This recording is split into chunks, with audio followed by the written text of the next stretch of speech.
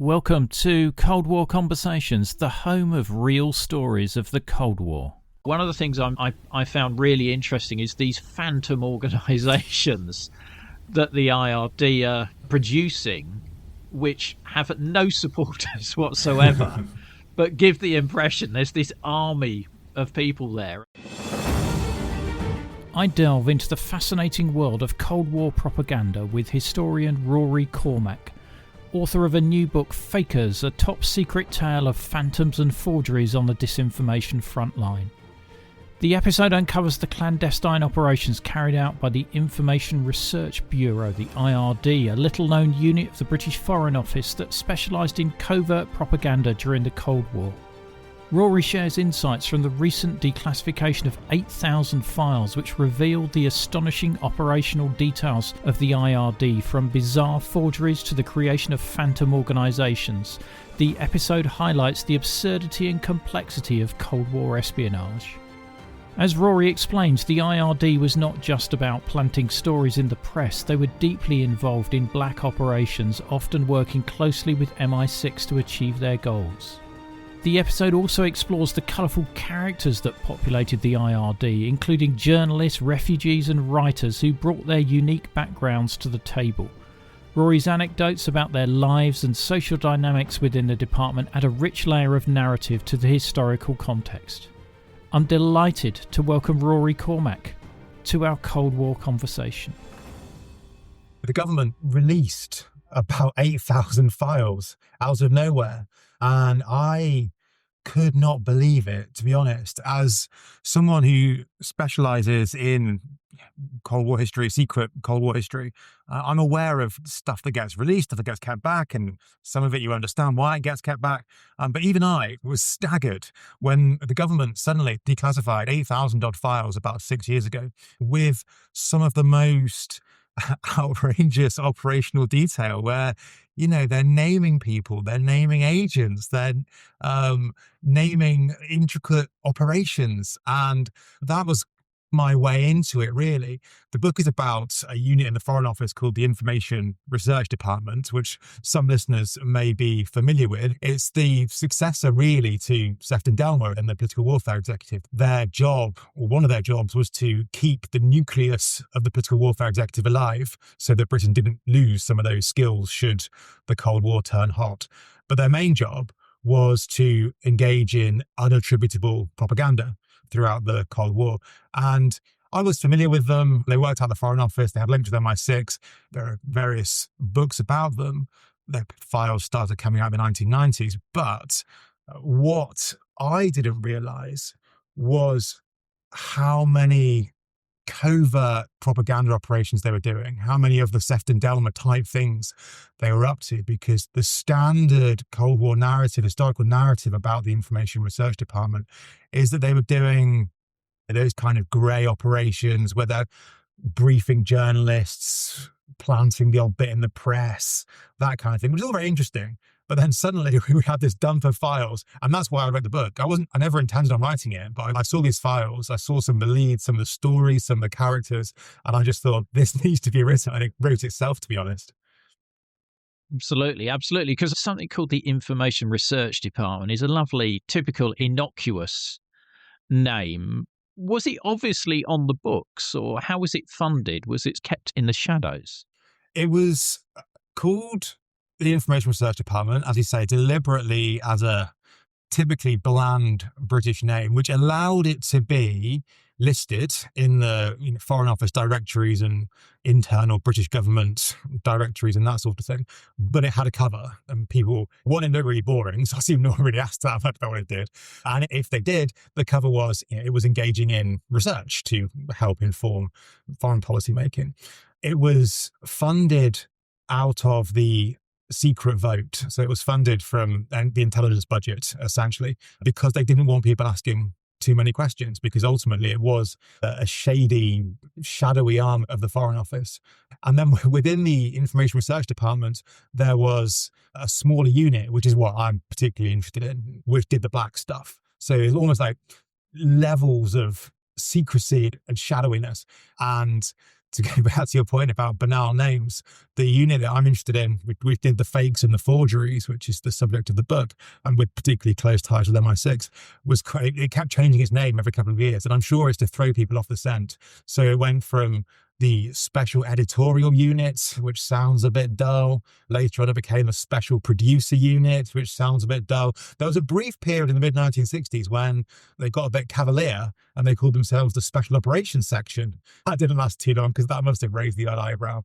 But yeah, there's lots of them trying to manage having a fakes and forgeries department as part of the Foreign Office, which doesn't really sit well with British ideals of what diplomats should and shouldn't be doing.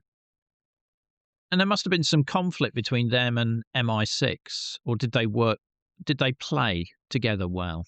The funny thing is, the conflict was between them and the Foreign Office, even though they're technically part of the Foreign Office, because you have the propagandists, many of whom were working very closely with MI6, and it was MI6 who were the technical specialists in MI6 were the one doing the forgeries, actually physically doing the forgeries, and it was the technical specialists in MI6 that were collecting signatures and letterheads and that kind of intelligence gathering, which is necessary for a good forgery.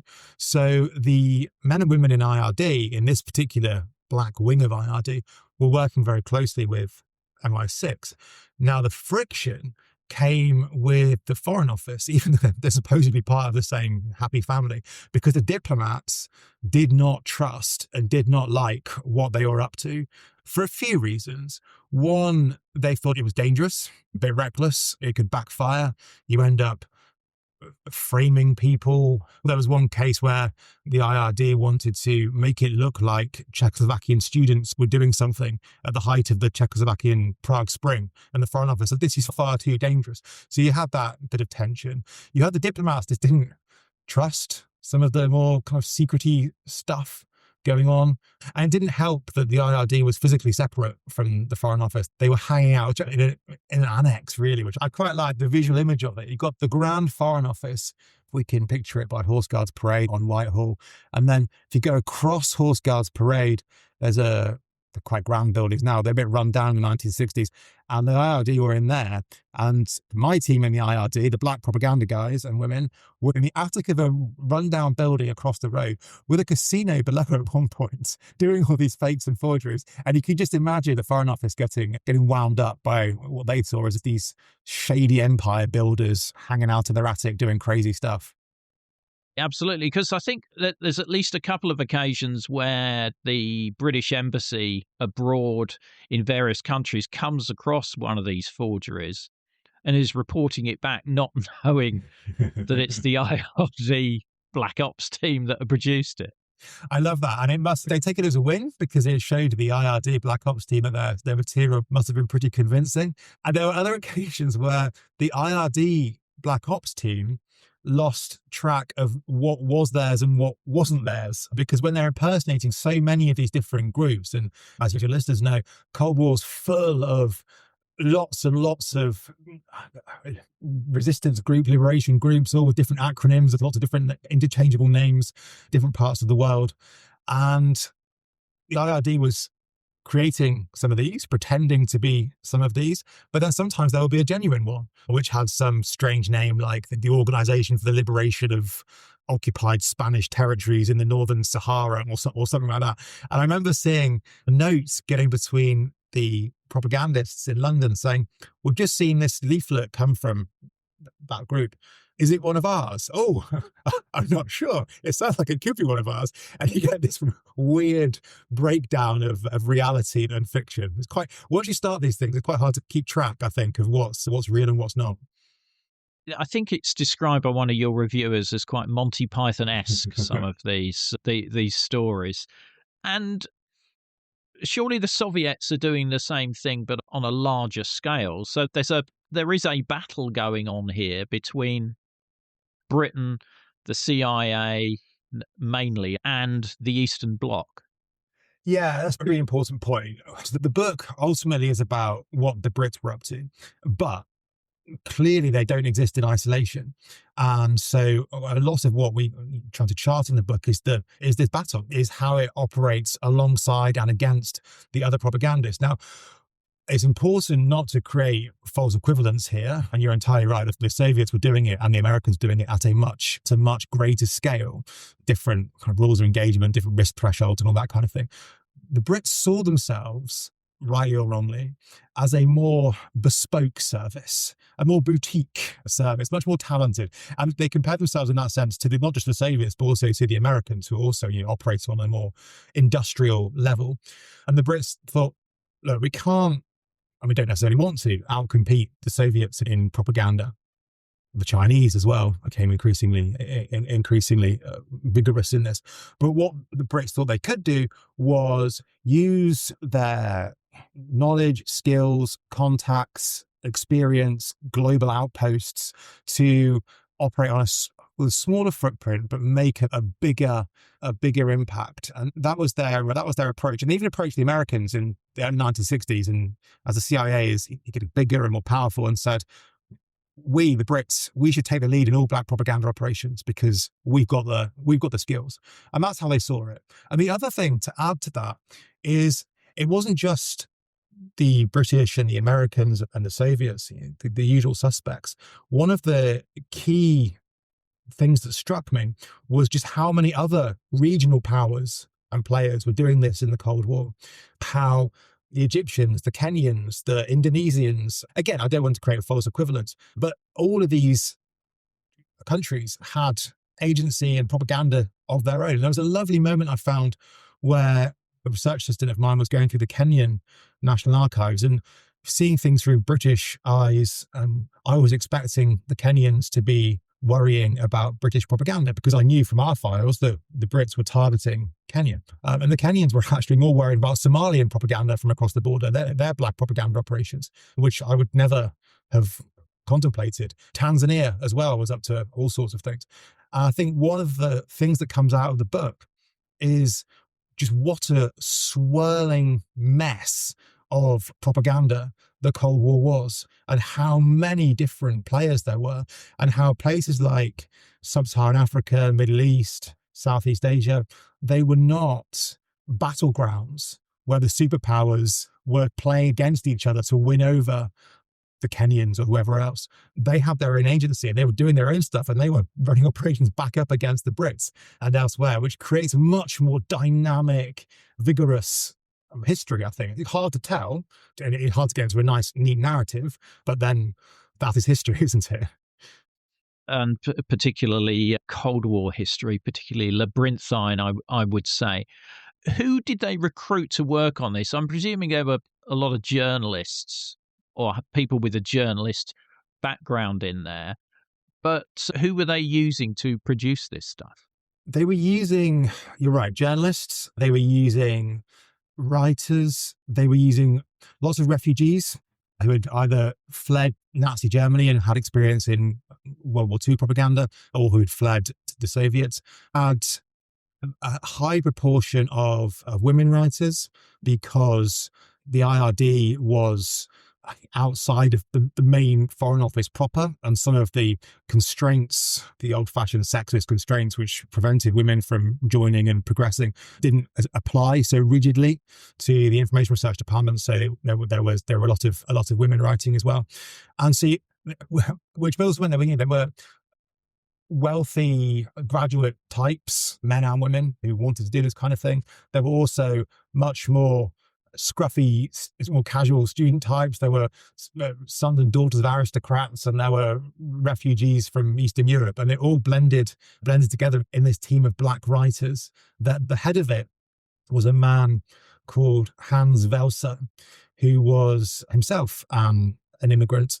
He fled the Nazis before World War II and settled in the UK, and he was a journalist by training.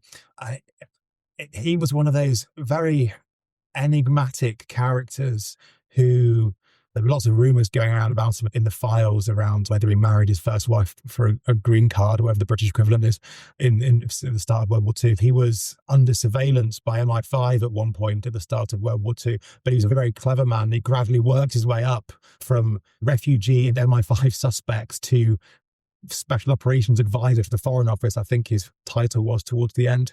Absolutely fascinating man. And his number two was a guy called John Rayner, who was a journalist. He was one of the youngest Fleet Street top guys in the 1930s, famed for his claim to fame was redesigning the front page of the Daily Express, I think, making it bolder and more colourful.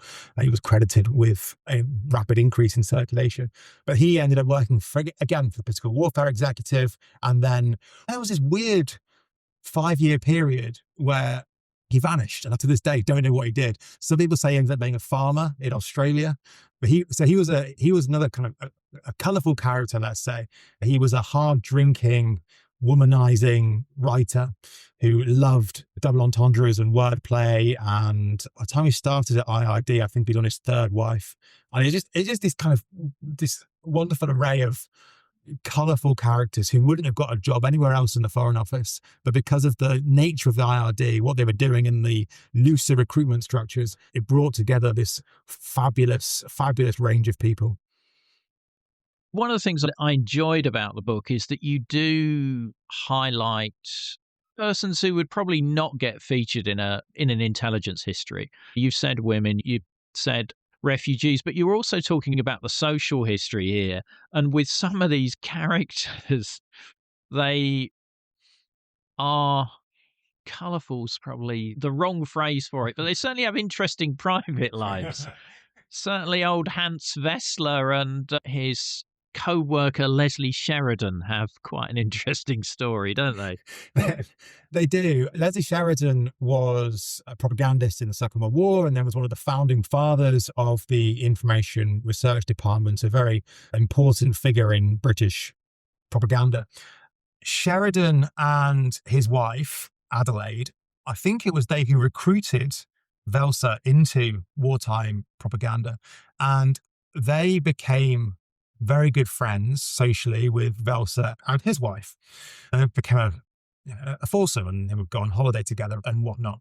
And then suddenly, in the early 1960s, they went away on one of their holidays, and they came back, and Leslie Sheridan and Hans Welser had swapped wives, and they got divorced. So apparently came back with a black eye and as well, to add to the mystery of what happened on that trip. And what's really striking is when you look at the marriage registers, you can see that they then marry each other's wives within 3-4 months of each other on the same marriage register. All you can see is a historical visual document, a fabulous artifact of social history. You can see this bizarre wife swap. And Rayner had a colourful private life of his own. He, as I say, he was on his third wife, I think, and then ended up having an affair with one of the writers in his team, and they married later. Well, I think he was 20 years older than her. So there is a fair bit of social history. A lot of it comes back to the just wonderful richness of the archival files. And these are the people that you don't normally write about in intelligence history books because they're not in the files. I'm lucky enough to have written a couple of books in the past myself, and they're all about prime ministers and kings and queens and foreign secretaries and cabinet secretaries and the heads of the intelligence services. And the men and women on the ground, because of the nature of the archival record, which is my kind of brand of historian is archival specialist, you don't get to know about these people. And then suddenly these files are so deep and rich. You get to learn their story. You get the quips in the margins with the handwriting back and forth. And I was able to, for the first time in my life as a historian, write dialogue in a book because they're actually having conversations and their personalities shine through. I'll just give you one final example on the social history side, which was there was a file about the IRD's new offices, which it sounds quite dry. They moved from the attic that I mentioned earlier to a modern new block by the river. And the IRD were desperate to install a bar on the floor overlooking the River Thames. And the bean counters in the Whitehall Ministry of Works, whatever they're called, said you can't do that. You haven't got approval to do that. And so we have this wonderful tale through the archives of the black propagandists of the IRD creating a makeshift bar out of files and bits of wood and whatever, and then serving up their drink, and then getting told off for trying to spend more time working out how they can have their whiskey when they wouldn't have a license or whatever. And it's that kind of, just going back to the Monty Python point, the farce taking place and the social history taking place against the really high stakes and serious backdrop of Cold War and propaganda and some sensitive operations. Meanwhile, the same people that are messing around trying to organize dances and getting upset because they haven't sold enough tickets for the New Year's dance. And I love that contrast. And I was able to try and bring that out for the first time as a historian, because I've never had the opportunity before. Yeah, it sounds sensational, the detail that you've got in there. What I'd like to do now is actually have a look at some of the operations that they were involved in. And I guess certainly in the mid-50s, one of the characters that's really proving a headache for the British is Nasser, the leader in Egypt, which leads to the Suez crisis. But can you talk about some of the black operations that they were attempting against him? He was certainly one of the main targets of all this. And we know that the IRD, this team in the IRD, was engaged in Suez. Unfortunately, on Suez in particular, but we've been talking about how great the files are. Everything from the 1950s, I believe, were destroyed. So that's why the book starts in 1960, because that's when the record starts. But of course, Nasser remains very much a target after Suez, and the Brits really go for him when it comes to the Yemen Civil War. Your listeners may well be familiar with the case where Nasser and Egypt intervene on the side of the Yemeni Republicans in the civil war, and the Brits and the Saudis and others support the royalists. And what the UK wanted to do was try to expose what Nasser was up to, try to expose Nasser's involvement, which was supposed to be secret, try to give him a bloody nose, try to get him to withdraw, and try to just make his life more difficult. And they did this through a whole range of different operations, some farcical, some very serious and controversial. On the farcical end, they created a load of different Monty Python-esque Arab resistance groups, all criticizing Nasser. The brave heroes of the Egyptian Revolution group would come out and say Nasser's betrayed us through X, Y, and Z. They plant it in the press and try and circulate it. On the other end of the spectrum, probably the most controversial operation that I've come across was in 1967, when, again, in the Yemen Civil War, Nasser used chemical weapons. This happened. This wasn't a British lie. Chemical weapons were used in various villages as part of the Yemen Civil War. And the UK wanted the world to know that Nasser had just used chemical weapon. It's obviously a heinous thing to do. It's a war crime, and then Brits wanted to expose it. They were slightly hamstrung against doing it overtly because, for a couple of reasons. Firstly, the Americans were saying, please don't make too much of this because we don't want propaganda accusing us of false equivalence, given that the Americans were using chemicals in Vietnam at around the same time. So they do want that challenge of hypocrisy. The Brits, they've been burnt by Nasser quite a few times, where every time they exposed him, Nasser was very clever and was able to twist everything back and use it as a propaganda attack on the British. So they were a little bit hesitant. And then there's all the usual stuff about evidence thresholds and all that kind of thing, and the technicalities. So for various reasons, and perhaps most importantly, the British knew that if they came out and said Nasser has used chemical weapons, the target audience, in short, Muslims across the Middle East, are not going to believe Britain, because Britain was the imperial masters who were not trusted by the locals. So they said, let's do a black propaganda operation. How are we going to get this message out in a credible manner? We're not lying, but we need to get it in a credible manner.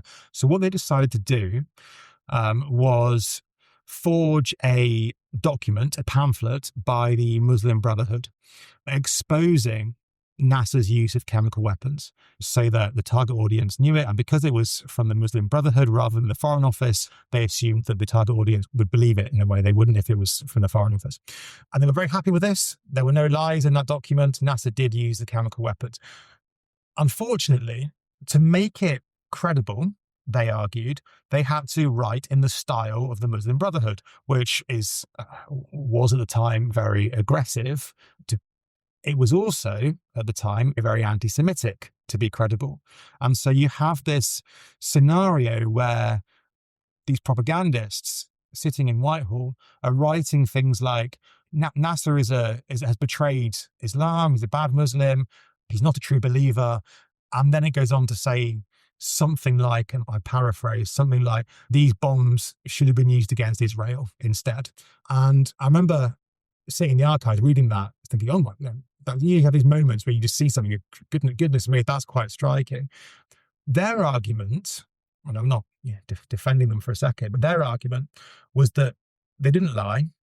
This was happening anyway.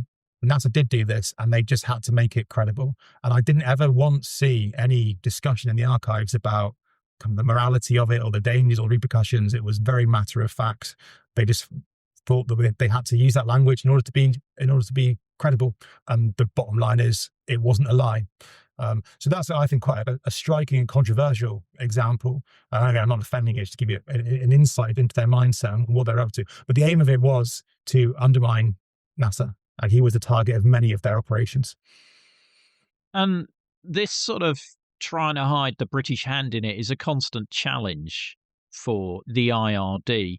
And as you say, it's trying to get the phraseology right, because you can't just transpose an English interpretation and just have it as a straight translation. It needs to be in the colloquial and the slang way that the target audience speak. And I think, as you alluded to there, one of the things I found really interesting is these phantom organizations that the IRD are producing, which have no supporters whatsoever, but give the impression there's this army of people there, and that the one that features quite strongly is the Loyal African Brothers. Yeah, and they are a African resistance movement, supposedly from some part of Francophone Africa. And the aim of them is to expose what they call neo-imperialism and colonialism in the African continent, being perpetrated by the Soviets and increasingly the Chinese. And the aim is to basically launder intelligence. So if MI6 or GCHQ found out that a particular Kenyan official, let's say, was quite close to the Chinese or taking some money from the Chinese, now the UK government couldn't say that because it's based on classified material. So they tend to use these phantom groups to launder the material with MI6's approval and GCHQ's approval into a way that was usable and could do some damage. They would target politicians that they saw as being in the pockets of the Chinese and the Russians. They would target officials working for international organizations in Africa and regional bodies who they thought were on the take. The challenge, as you mentioned, was to do it in a convincing manner. And where this was, I think, quite different from the Second World War is the increasingly global nature of what's going on. Whereas we've talked about Sefton Delmer and the PWE earlier, a lot of that was, for obvious reasons, targeting the Germans. And so a lot of their writers were Germans or Delmer himself. He'd lived in Germany for a long time, was fluent in German, had affection for the German people. And so you can have that expertise. Now, suddenly you have a smaller number of people, because it's not World War II anymore, but a much wider battlefield where 1 minute you're trying to be Muslim Brotherhood and Arab revolutionaries. The next minute, it is almost literally the same people are pretending to be Francophone African resistance fighters, desperately trying to learn the colloquialisms, desperately trying to read the local newspapers so they can write in that manner. But I think, which undermined impact for sure, but they did get away with it. There weren't many accusations that the Brits were behind the Loyal African Brothers. At one point, there was a nice story, a bit of farce, where the Americans and the Soviets started co-opting the Loyal African Brothers, assuming they were real, and started doing their own Loyal African Brothers parodies, like forging them, and then and slagging off the Brits, which actually weirdly helped the British because it made increase deniability, wouldn't it? If suddenly the North African brothers are writing pamphlets saying that the British are being imperialistic, that's going to throw people off the scent that the Brits are actually behind it. And so Rayner co-opted that in his next round. And you can see it's this wonderful interplay between the different propagandists and the different forgeries, almost talking to each other through these different forgeries. But yeah, the North African brothers were one of the main conduits of British propaganda throughout the 1960s, and it only got ditched when they thought that old-fashioned anti-imperialism and nationalism was getting a bit old-fashioned in the end of the 1960s, and it was all about new left and that kind of thing. So they ditched them and upgraded them for a younger, newer, more trendy model. You've got leaders like Nasser who are trying to be independent of the Soviets and the British. This is a period of decolonialization where previously British-run territories are becoming independent. And Malaysia's one of those. And Sukarno, who is the leader of Indonesia, starts a war because he feels that it should be part of Indonesia there. And I think with Sukarno, this isn't one-way traffic. He has his own black ops unit. So as you say, it's not just the British, it's not just the Soviets, it's not just the US. These independent nations are operating their own black ops. Then they were, and in that confrontation between Indonesia and Malaysia, the Malaysians were at it as well. They had black radio stations, and then the Australians were doing stuff. So you have this mess of operations and rumours and propaganda all competing against each other. But there was my favourite example of British propaganda against the Indonesians was an operation called The Voice from the Well. So to give a bit of context to the story, Sukarno, as you say, was in charge and was waging an undeclared war against Malaysia, which dragged the British in. And then all of a sudden, there was an attempted coup against him. The Indonesian generals launched a crackdown against left, who were blamed for the attempted coup. And this led to some of the worst atrocities of the Cold War. Hundreds of thousands of Indonesians were killed by the Indonesian generals and the army crackdown. And they were running, as you say, their own propaganda against the left, against the guilty men who were involved in the coup, against the Chinese. And they were doing a lot of this on their own. And in fact, some of British propagandists in London were actually saying, let's hold back on our propaganda. We don't need to get involved in this because the Indians are doing their own propaganda. And if we did get involved, it would undermine the Indonesians because people would find out and they would look like they were being Western stooges, and it would actually undermine their own propaganda operation. So you need that dynamic playing out. But the UK, being the UK, couldn't quite help itself and did get involved in a few black propaganda operations targeting Sukarno in the aftermath of this coup. And as part of the coup, the coup plotters murdered some army generals and famously threw their bodies down a well. And the Brits thought, how can we exploit this? What can we do with it? And it was the ambassador in Jakarta, a diplomat by the name of Gilchrist, who came up with the idea of, can they create a fake recording of the ghosts of the generals who had been murdered and thrown down the well? And it's one of these, kind of going back to our earlier points about the relationship between high stakes, tragedy, seriousness of the Cold War, and then the farcical silliness of some of the operations. And this is another example where these two things collide. The plan was to record, and I've got the transcript of the recording, and it says, fade in, the voice from the well. It's all very spooky and eerie, and it says things like, when Allah brings my broken body back together, we will rise up and rip yours to shreds. We will get our vengeance. We will come back for you. All done in a over the top voice. And you've got these bizarre conversations where they're trying to work out who's got an echo chamber we can use to make it sound extra eerie. You've got people muttering about the ghost of Hamlet's father and all this kind of thing. And the IRD back in London start to get a bit cold feet about this operation. They think it's implausible. They think it's not sensitive to the local context. They think it's frankly a bit stupid. But their colleagues in Indonesia are getting excited and running away with it a little bit. The IRD try and slow it down, but they're too late. And there's this wonderful moment where they learn that the ambassador himself and his team have been distributing copies of this tape of the ghosts of the murdered generals around hotels in Jakarta, leaving them in plant pots in hotel lobbies for the Malaysian black radio operations people to come and pick up and use and broadcast back into Indonesia.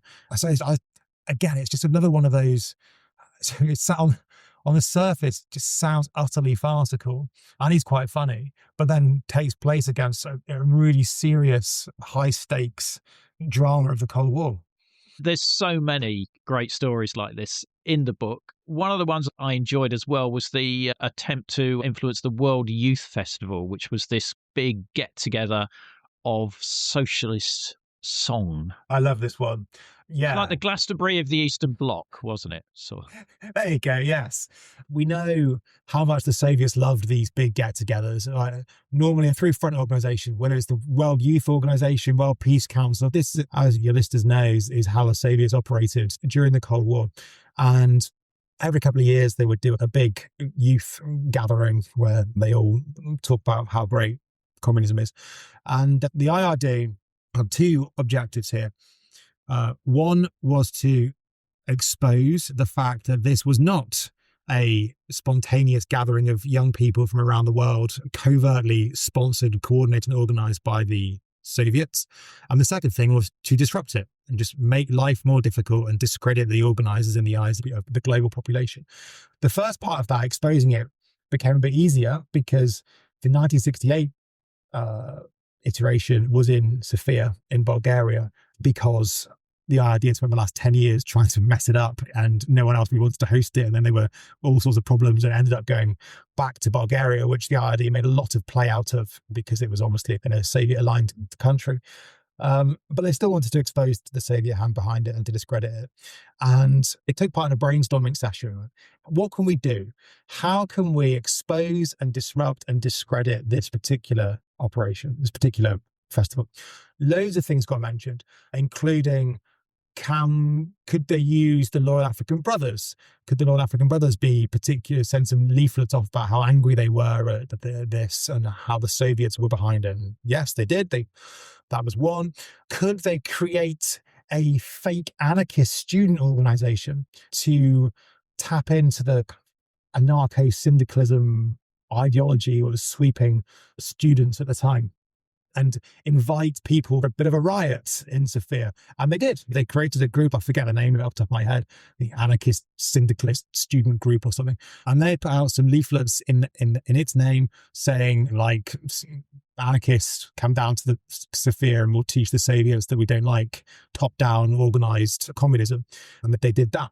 But my favorite of the options was to pretend to be hippies. And the idea, older listeners will remember, this was the 1968 Beatles, Summer of Love and all that stuff. And the Soviets, being Soviets, this is where it differs from the Glastonbury of the East, were terrified of hippies and counterculture and all that kind of stuff, sex, drugs and rock and roll. And so the IRD came up with a plan. How could they try and get as many hippies to rock up, literally, at Sofia to make life difficult? And the plan involved creating a poster, which I've got a copy of. It's in the book, actually. I reproduced it. It's got a woman, a figure of a woman with flowers in her eyes and all the usual imagery of hippies against the color scheme of the festival. And it says something like, and remember, this is written by middle-aged, straight-laced foreign office types. Hippies of the world, you are all invited to descend on Sofia this summer for a festival of love and sex, and boys and girls will be united in Sofia, the land without the fuzz. Come and be closer to the cannabis culture of the East. And so it goes on. I just love the image of these people writing it. And in fact, in the draft of it, MI5 it was, just wrote, ugh, in the margins because they were so disgusted at this. But that operation got approval. they posted 2,000 odd copies to hippies around the place, including one addressee was someone called Gandalf the White Wizard or something in Stockholm. And they posted all these out. And what they wanted to achieve, and it was quite interesting because on one level they were quite happy if hippies turned up and made life difficult for communist organizers. On another level, it didn't matter if the hippies turned up or didn't turn up, because it created extra pressure on the communist organizers who are now paranoid about it and were worried, and that kind of adds friction and makes their life more difficult. So even if not a single hippie turned up as a consequence of that operation, the IRD would have taken it as a win. And then the other aim was, even if no hippies turn up, the fact that they posted this off to parts of sub-Saharan Africa, and they hoped or assumed that the African readers would be appalled and horrified at sex, drugs, and rock and roll. And so the Africans would not turn up or discredit the conference in the eyes of different nationalities. So you can see with this one leaflet, there are about 3 or 4 different objectives and ways it could play out, all of which the Brits hoped would benefit them. Ultimately, the festival went ahead. I think it was an open secret that the Soviets were behind it.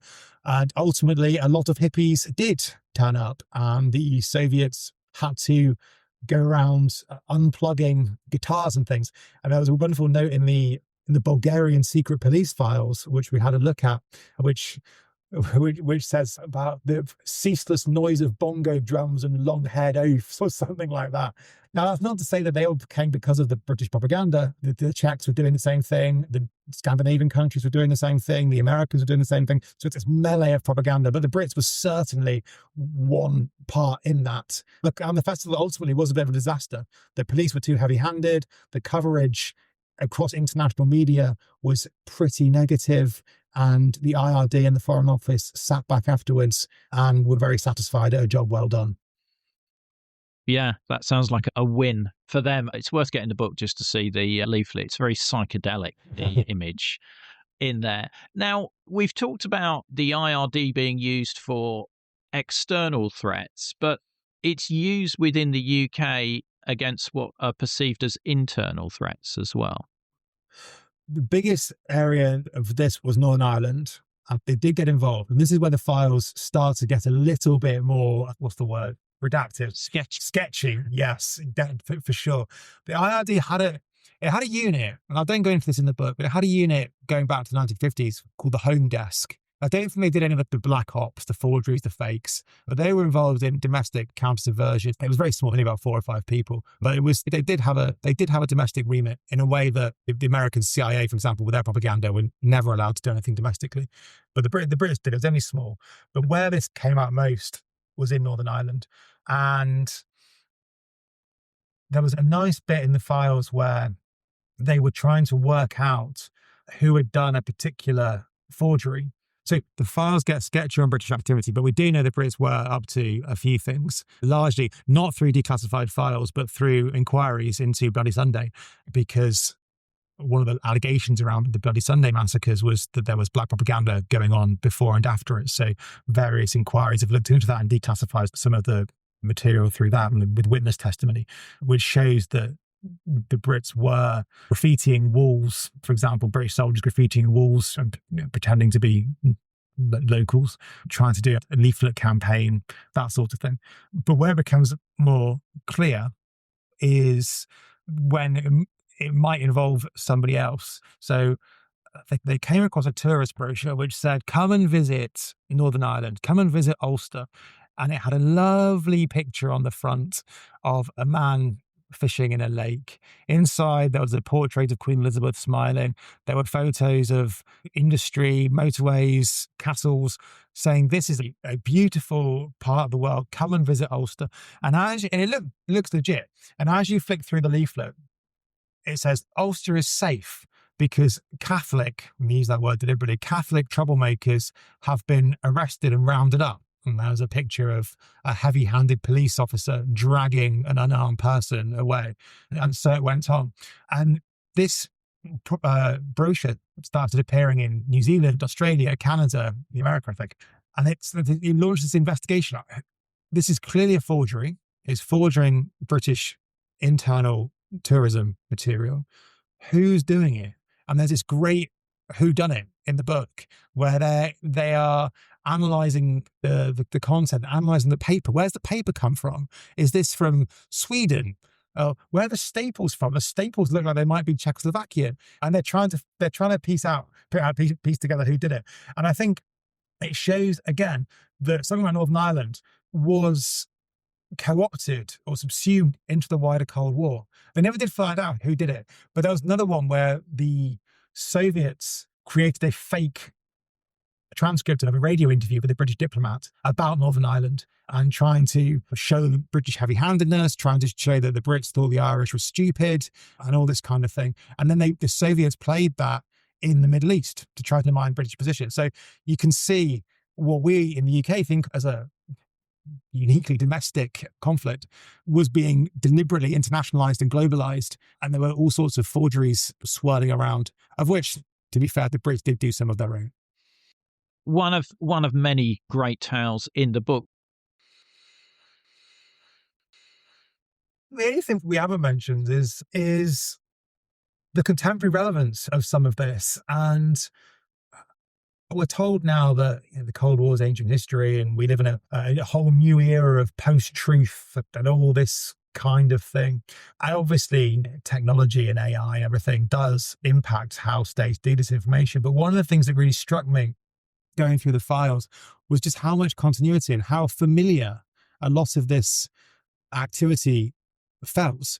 The principles of how states launder intelligence to exploit, how states use propaganda to try to divide, how it is a multiplayer game with lots and lots of stuff going on. It all feels very, very relevant to me. And I think the book is inadvertently timely. And I'll just close with a final anecdote, which was, I was talking to practitioners about contemporary counter-disinformation and strategic communications and how to deal with the Russians today. And I'm a historian. I don't know what's going on today. I'm not privy to it. I don't know any security access or anything like that. And I was sitting there and everything they were saying had been said in the mid-1960s, almost literally word for word. And the next day, being an irritating, smug historian, I whipped out a copy of one of the files from 1968, I think it was. And I stood there in front of an audience of practitioners battling Russian disinformation today. And I literally read out this document, which was a Foreign Office memorandum about Russian disinformation, 1968 or something. And it used the word disinformation. It mentioned all of the dilemmas, all of the trade-offs, the challenges, and almost verbatim from what I'd heard the practitioners talking about the day before. And that really struck me. So a lot of this, I would argue, is both timely and timeless. Yeah, that is literally history repeating itself in real time. Yeah. In real time. Brilliant. You have been listening to Rory Cormac, the author of Fakers, a top secret tale of phantoms and forgeries on the disinformation front. There'll be links in the episode information for you to purchase the book and help support the podcast. Don't miss the episode extras such as videos, photos and other content. Just look for the link in the episode information. The podcast wouldn't exist without the generous efforts of our financial supporters, and I'd like to thank one and all of them for keeping the podcast on the road. If you'd like to help, go to coldwarconversations.com/donate. The Cold War conversation continues in our Facebook discussion group. Just search for Cold War Conversations on Facebook. Thanks very much for listening and see you next week.